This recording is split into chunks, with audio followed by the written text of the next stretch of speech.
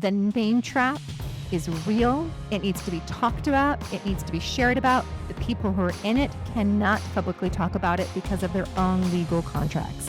But this idea that somebody else owns the name, your birth name, and you can never use it again as long as you live, simply because you sold a company to them a couple decades ago, is really hindering, especially female founders, it's hindering them from their ability to pursue new business ventures. This is Off the Shelf, where we take the most iconic beauty brands, products, and people in the beauty industry off the shelf and examine the stories behind the story. It's where beauty is treated like the economic, cultural, and power-building force it really is. I'm Susannah Dellinger, and here we're going to talk about what really shapes the industry, who holds the power, how decisions get made, and what it actually takes to build, scale, and quite frankly, survive in beauty. These are the conversations happening behind closed doors about money, relationships, risk, and cult moments. If you're building, breaking through, or trying to understand how beauty really works, or just love a really good story, you're in the right place. Welcome back to Off the Shelf. On today's episode, we are going to talk a little bit about some legislation that I would actually really like to see passed. And it's about women, or really anybody in general, owning their names. In light of recent news, the topic about who owns the name to a brand that is named after a person's actual name. So let's think about Jo Malone. Let's think about Indy Lee. Let's think about Sarah Happ. Let's think about Bobbi Brown, Laura Mercier. There's so many female founders in beauty that named their brands after themselves. Everybody I just named does not necessarily mean that they're in a situation that they do not own their name. I'm using some examples. Just want to put that little asterisk legally. I am using some examples of some female founded brands that have been named after themselves. It is a wildly bad idea to name a brand after yourself if you have any intention, any percentage thought of wanting to sell your brand, because industry practice is that when you sell your brand, you also sell the rights to the name in perpetuity, that you cannot use your own name for any other product, brand, business, etc. So yes, of course, non-competes are standard, right? You sell your company, you can't go compete in that area for 20 years, 15 years, whatever it is. But in these situations, even after your non-compete is over, you are not allowed to use your name on anything because it conflicts with an existing brand in the market. So it's become very standard that you sign away the rights to your name. So much so that when Bobbi Brown, who launched her new venture, Jones Road Beauty, the day her non-compete expired, that's our queen, she was asked, how did you get the name Jones Road? And she's like, I couldn't think of any other name. I'm not allowed to use anything even remotely close to Bobbi Brown. Everything else was taken. She was driving on a street, she tells the story, and it was called Jones Road. And she's like, that's a cool name. Is it taken? Right? Like that's how she came up with the name. But this idea that somebody else owns the name, owns your name, your birth name, and you can never use it again as long as you live, simply because you sold a company to them a couple decades ago, is really hindering, especially female founders, it's hindering them from their ability to pursue new business ventures. And I think that's something that we need to talk about and look at, because it's really happening to the majority of women. And case in point, Jo Malone last week woke up to being slapped with a lawsuit by Estee Lauder. She exited her brand in 1999. It is 2026, okay? Her non-compete has long since expired, but terms of her condition is she cannot use her name. So her new brand that she's had for a few years, it's called Jo Loves, and that's her fragrance brand, okay? So she kind of got around it with that, which was fine, until she did a collaboration with Zara in the UK of fragrance. And on the bottle, it says, it's the name Jo Loves with Zara by Jo Malone, CBE, founder of Jo Loves. Okay. So it actually just says like her as the founder. It's by Jo Malone, right? It doesn't say this is Jo Malone, just says it's by Jo Malone on the box and little kind of subprint. Estee Lauder said, abso-freaking-lutely not. You cannot print your name, even as saying, I am the founder, on your new product because we own the rights to your full name. So they woke up, they saw this, didn't like it, and sued her for a ton of money and Zara for infringement on their brand. And it's wild to think about just forfeiting the right to your name that you were born with when you sell a company, because most founders, you sell Apple, you sell IBM, you sell Microsoft, you still have your name, right? Steve Jobs can put his name on anything he wants to put on, right? Jeff Bezos can put his name, well, he can put the name on the planet Earth because he owns it all. Okay, but they can go put their name because they didn't name their company after themselves. So again, I am not saying that it is like, oh my gosh, they're horrible people for suing them.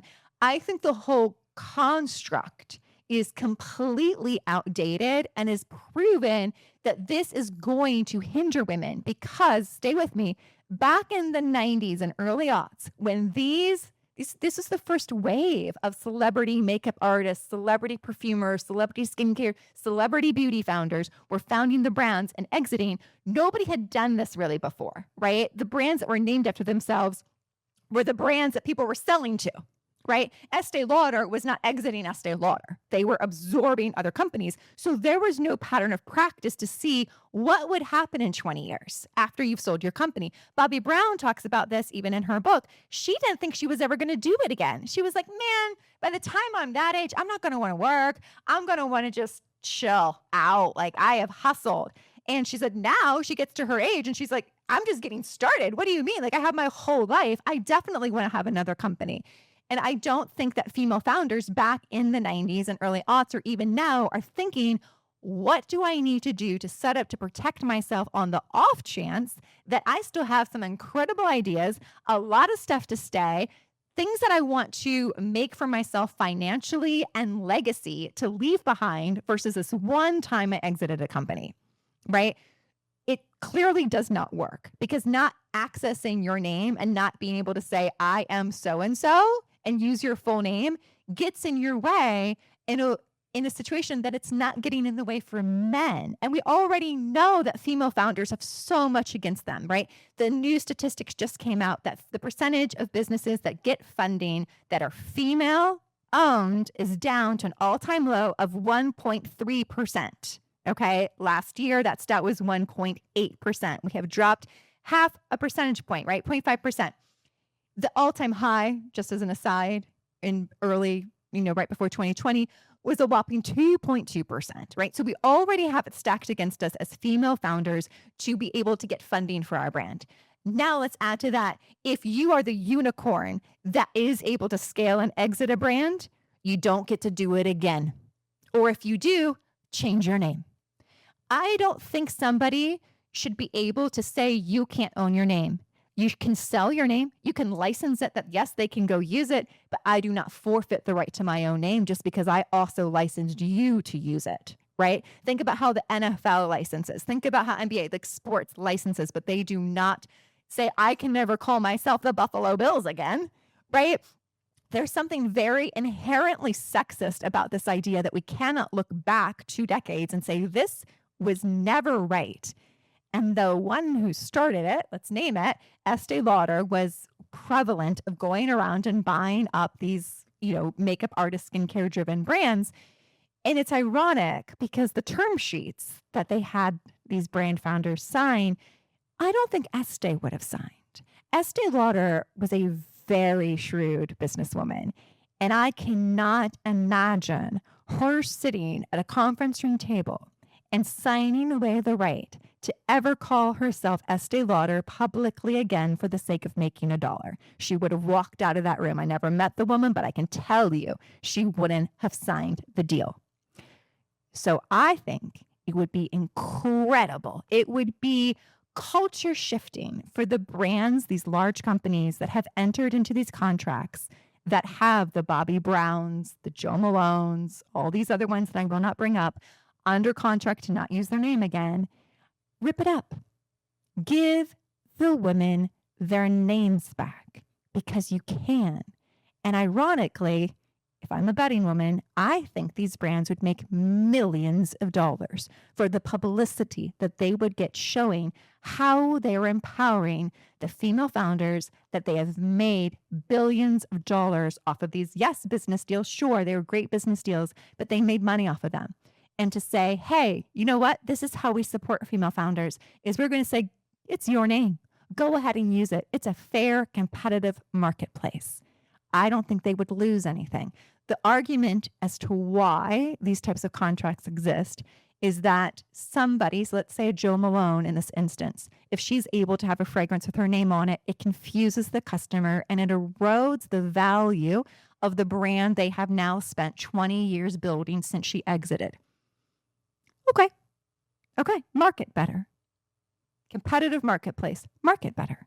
I don't see a world in which we can continue to ask people, don't name the product after yourself, because if you do, you can never, ever, ever have a business with your name attached to it again. It's not sustainable. It's also not something that I think the beauty industry needs yet another checkmark in ways that we are disempowering women's voices.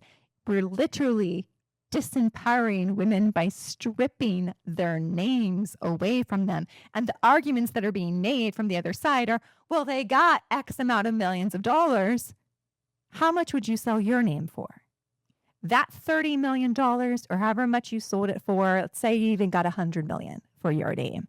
If you sold that for 20 some years ago and you have the rest of your life spanning ahead of you, you don't want to have access to your name anymore? I think it's something that we need to think about in the beauty industry more now than ever. I think it's something Estée Lauder should grab onto as the golden ring prize right now that they have in front of them as a way to say, this is who we are. This is how we want to support and uplift women, because there are so many things working against them right now in the news, in the media, with lots of ties to certain files and certain mentions. Of course, legally, none of this has been connected to any wrongdoing. It is just a very, very visible backlash that has happened against Estée Lauder due to Ronald Lauder, the chairman and sole heir to the Estée Lauder fortune, being named in these files. You can come out now and say to your customer that has supported you for decades, we believe in women, we believe in their voices, we believe in a fair and competitive marketplace, and rip up that contract on TikTok, honey, and you are going to just, you're raking the cash. If for no other reason, do it for the money, because we know that that's what motivates big conglomerates. And if you're not Estée Lauder and you own the rights to somebody's names, and there's plenty of private equity people out there, I was going to say boys, people out there that own rights to names of brands, independent brands that many consumers are right now going and shopping and saying, oh, I'm buying this because I'm supporting so-and-so. No, you're not. There are many female founders that are trapped in their own companies because they know they cannot leave, because they can never use their name again and they don't know what they would do. There are so many. If you walk into a Sephora, an Ulta, a Bluemercury, a Credo, I guarantee you're picking them up and you're not knowing what is happening behind the scenes. The name trap is real. It needs to be talked about. It needs to be shared about. The people who are in it cannot publicly talk about it because of their own legal contracts. I again will ask you, give women their names back. These conversations matter because who gets to speak shapes who gets to win. If this episode challenged how you see beauty, business, or the power behind the industry, share it with someone who needs to hear it. To connect or explore more, check the show notes. I'm Susannah Dellinger, and this has been Off the Shelf.